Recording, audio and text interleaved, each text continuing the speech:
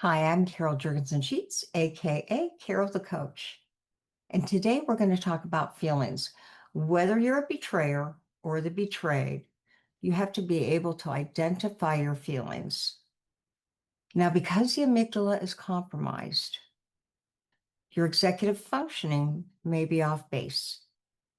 And so I'm going to ask you to keep feelings very, very simple. Reduce them down to 5: anger, sadness, loneliness, fear, and happiness. Now, if you're the betrayer, you may say, well, what about shame and guilt? Well, shame and guilt are ultimately very, very important states of mind. And they feel like feelings, but they're more often a state of mind. So stick with the 5. Stick with me right now with the 5. And I'd like for you to document or chart your feelings every single day. When you and your partner do check-ins, I want you to identify your primary feeling. And even though you feel flooded by them all, I want you to just pick one. Today, I felt lonely. Today, I felt sad.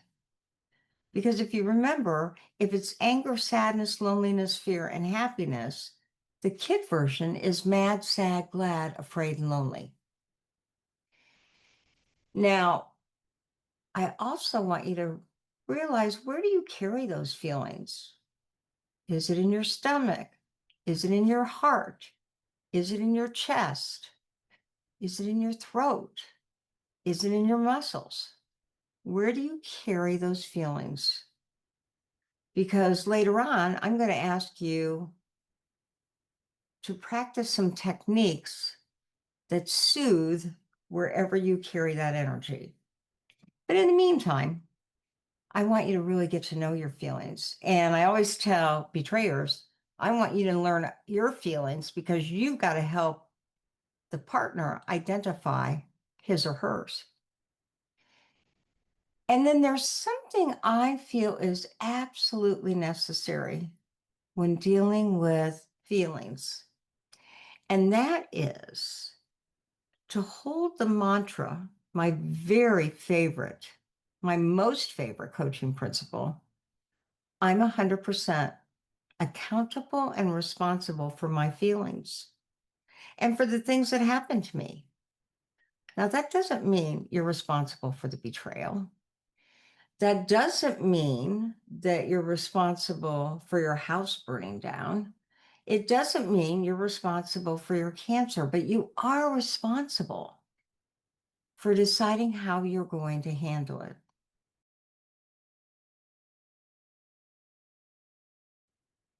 And so I have a technique called BANK.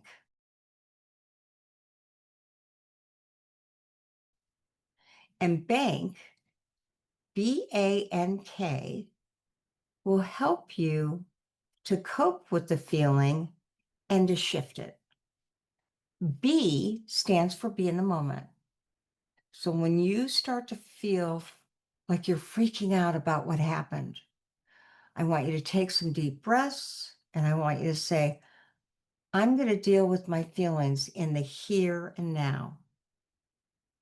Bessel van der Kolk said that it's our job as therapists, as trauma therapists and coaches, to keep you in the now, to keep you here and not there.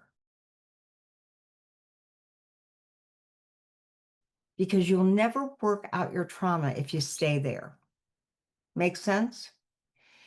Okay, so B stands for be in the present, be in the moment, be in the now.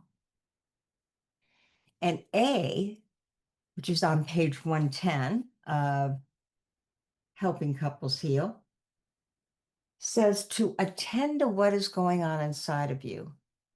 Where do you feel it? What color might you give it?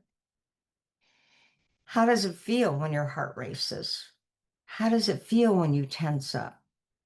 How does it feel when your stomach is tied up in knots? And what can you do to reduce that kind of tension. You see, N in bank talks about the fact that you need to nurture yourself. Now, I know that can be really difficult when the worst thing has happened to you, when sexual betrayal has happened, when partner betrayal has happened, or when you have hurt the person you love most. You can say to yourself, I don't deserve to be nurtured. Or as a partner might say, I can't think of nurturing. I can't even swallow my food. I can't possibly know how to self nurture. But my great mindfulness coach said, you do need to learn how to sit in the distress and choose something to do to neutralize the pain, to neutralize the angst, the anxiety, the anger, and the grief. So that's you being accountable, right? You know, would that be a kickboxing class? Would that be making some jewelry? Would that be doing some stained glass? Would that be woodworking? Kickboxing? Walking the dog? Listening to rock and roll? Listening to classical? Calling a friend? What can you do to shift that energy and nurture yourself? You want to be able to do that for you before you wait for somebody to help you.